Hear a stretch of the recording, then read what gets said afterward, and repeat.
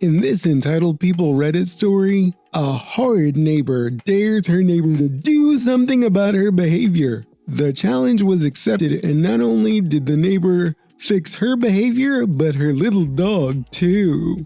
With neighbors like these, you start to wonder if the people who live out in the middle of nowhere have the right idea. Our single story from Entitled People today is titled Entitled Lady Refuses to Pick Up After her dog crapped in people's yards. I accept her challenge. I live in a fairly large city with a lot of good people, respectful dog owners. But every so often, we get people, especially right after the pandemic, when everyone apparently decided they needed to get a dog instead of doing a sourdough starter bread project, that are frankly a-holes about picking up after their pups. I have a security cam that faces the area where people like to let their dogs pee. I'm never around at that time of day, but I can see who's letting their dogs do what in my yard at all times. One lady let her dog crap in the sidewalk area of yard every day, never picked it up. I posted on the neighborhood network signs asking people to pick up the dog crap. Did nothing. My neighbor saying, "Hey, pick up your dog's crap, lady," did nothing. She still let her dog crap in my yard, right in front of my wife's car, every day like clockwork. She told my neighbor once that she didn't have time because she had to walk her dog before she went to work. My neighbor said, "That's super rude not to pick up after your dog." She said, "What are you gonna do about it?" and walked off. My neighbor, being the kind woman she is, picked up the dog poop and threw it away from me. And then she told me later that day about Pooper Lady and her very rude interaction. Now, we had a dog not too long ago, which is sort of an understatement. We had a 250-pound doofus maximus who loved people, loved dogs, loved cats, loved kids. He was super friendly to everyone, and we left a doggy treat library in his memory when he passed away 2 years ago of old age. His passing broke me, but the one thing I learned was exactly how horrible our yard was even before a human-sized dog used it as a laboratory every day. I spent some time fixing the lawn by replacing the grass with nitrogen-absorbing plants like microclover and other xeriscape lawn replacement plants that are highly resistant to dog urine, because we do intend to get another dog someday. My old boy, when he crapped in the yard, took massive dumps that would reach 5 to 6 inches in height if he stayed in one place. I had a scoop shovel and a 14-gallon bucket half filled with sawdust like an elephant trainer, and would go around the yard every day to pick all of it up. When we went for walks, even when he was a wee 90-pound puppy at 4 months old, I took grocery bags with plenty of poop bags with me on walks because he would poop multiple times, and I would prefer not to have neighbors think a homeless person crapped on their lawn after we went by. When he passed, I put a little free dog treat library along with free poop bags for the local pups and their parents because, well, we had a supply. He ate as much food a day as the average teenage boy and loved donuts as much as Homer Simpson. Asparagus, oranges, and the doggy bits from steak. Oh yeah, plus a dog treat the size of a hand that was just a normal size for him. The upshot is that what we had on hand when he passed is roughly 8 times the normal amount a dog parent would have. And I didn't want it to go to waste, so we provided it for free until it ran out. I even have a small bucket nearby labeled, "If you have dog poop bags, please drop them here," because the raging debate of whether it's rude to drop tied off dog poop bags in a nearby garbage can rages on the next door list every year, along with the fireworks conversation that starts around July 2nd and continues for the next 2 weeks. The point is, there was absolutely no flipping excuse. On top of that, I'd previously met with this lady and her dog when I was walking my old boy around the block. She's one of those people who can walk their dog while serving on their phone and plugged into a podcast or call at all times. And her dog is one of those long-haired fluffy dogs that looks like it's been run into a wall multiple times head first. It's also an a-hole, and it's aggressive towards other dogs, even ones roughly 20 times its size. Every time we've met walking, she barely registered her dog trying to bite mine until I would yell, "Curb your dog, lady," and blocked it bodily. So, poop bags available. Notices, neighbors saying, "Hey, knock that crap off." Pooper Lady Karen doing Pooper Lady Karen things with Multipaws the a-hole. Fine, we can play that game. I started my research by checking my home security camera. She was always there between 8:02 and 8:03, religiously, on the dot, every workday, every time.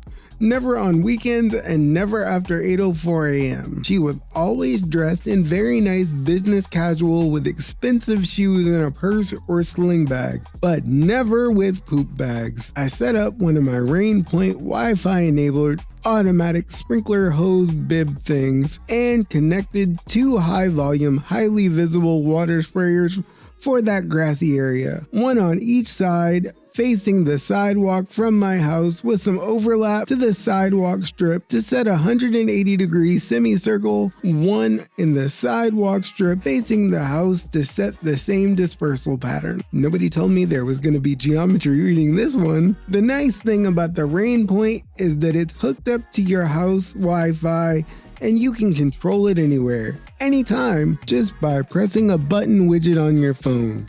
You can also set up automatic watering times and hook it up into weather, soil moisture, IFTTT systems, but the fact that you can set it off remotely is more important here.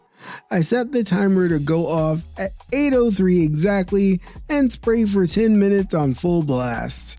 And by full blast, I mean I made sure to close off all other hoses and not start the dishwasher or laundry before I left for the day at 7 a.m. so the full experience of 1:50 p.m. water pressure could be enjoyed by all. The next morning, I turned on my remote viewing of my security camera at work. Here she comes, dressed more nicely than usual in her business casual, walking her aggro a-hole dust mop of a dog, face in the phone, earbuds plugged in, volume up. The dust mop angles his way towards the same spot she always lets him crap in, starts to squat, and then dual sprays of ice cold water catch her dog in the face and her in the waist. Full blast. The one from the house started first. The one from the sidewalk strip started 10 seconds later. She stood there screaming on the security cam for 30 seconds, then stormed across the grass to pick up her dog, who at this point had been turned from a fluffy ball of perfectly groomed dog to a filthy wet mop with extra dirt and powdered sheer manure posts. And as she turns to storm away with her dog, she slips on the fresh dog turd that her dog had just dropped. Now she's getting sprayed with water at 15 GPM.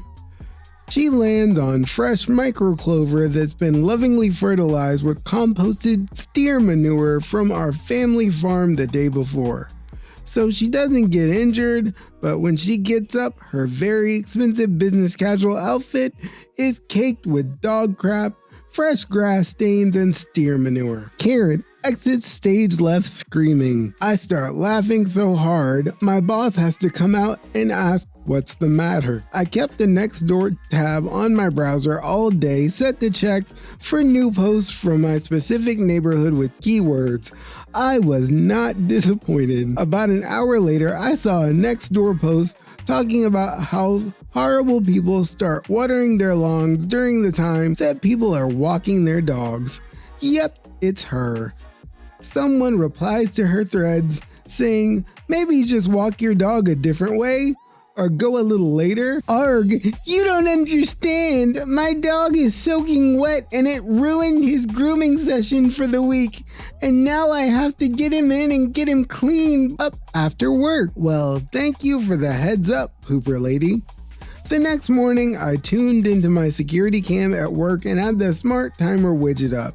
I tested it the day before remotely to make sure the lag time was minimal on both the camera and the sprinklers. No.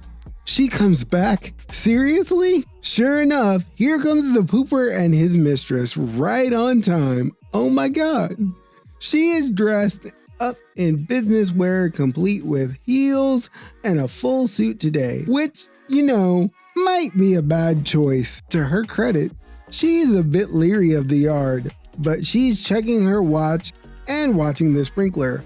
The dog starts to squat right at 8:26 a.m. I hit the button. My security camera is about 30 feet away behind triple pane glass windows inside a house we did extra insulation on this last spring. It has a crap microphone that barely picks anything up. I could hear her scream of rage like a pair of wild foxes in heat running 2 feet from my head. Her dog was turned from a fluff ball to a wet mop once more. But this time, he was still mid-crap. So when she grabbed him physically, I could see her desperately trying to avoid the aerial crap torpedo popping out of his butt and flying into the air all over the sidewalk and the walkway to the street. Her phone clatters to the ground. She breaks a heel stumbling over, and the final doggy turd flies into the air, executes a perfect 360 pike, and lands on her blouse. The next day was a Thursday. I pop my browser tab open and lie in wait. I watch as Pooper Lady comes down the street, absorbed in her phone, dragging her mop of a dog behind her. When they get to my house, the dog stops and will not go any further. I see her turn and tug on his leash. He refuses. She stops. She looks at the area of the yard where my sprinklers are set up. She looks at him. She pulls on his leash again. They begin walking towards the same area once more. And just before they get to the outside edge of my property, I turn on the sprinklers. 3 seconds of lag time means that by the time they're halfway to the spot of Pooper Lady, they're about 5 feet inside of the spray zone. And the dog just nopes the heck out of there quick enough that she is startled and drops the leash. He runs off back the way they came, and she does the running in heels thing out of frame after him. That Friday morning, no Pooper Lady. The next Monday around 10 a.m., I see the Pooper Lady's dog, but he's being walked by a young woman wearing a t-shirt of a local dog walking service. She stops by my doggy supply library. She smiles. She reaches down to pick up the poop. She tucks it in a bag, ties it off, and walks on with the dog, who looks much happier overall. After about 3 months, I no longer see either Pooper Lady or her dust mop of a dog anywhere in the neighborhood. I guess she moved somewhere that she and her aggro butthole of a dog can live in peace and crap wherever they like. I still have the sprinkler set up, but now I tend to set it to run when nobody is around, like 4 a.m., and only when the grass really needs it. This story is true as remembered. If you find the level of detail, the length, or the style not to your liking, feel free to read something else. It's not fiction, and the vast majority of people pulling out details, erroneously no less, to say it's a fictional account, well, that's on you. Life sometimes is funnier and stranger than fiction. Please note that brand names are mentioned because I'm enough of a tech geek who does enough work with various API integrations that mentioning different specific brands is more of a me thing. You go ahead and use whatever you want to use. Also, they included a link that we will include in the description. Yeah, that's pretty much me. This story was nuts.